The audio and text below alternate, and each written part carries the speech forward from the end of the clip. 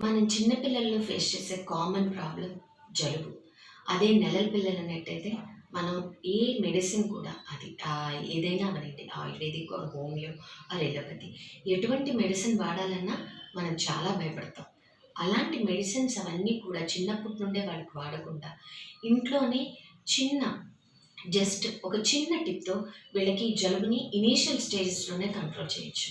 Nothing but basil leaves. అంటే తులసి అనేది ప్రతి ఒక్కళ్ళ ఇంట్లో ఉండే నార్మల్ ప్లాంట్.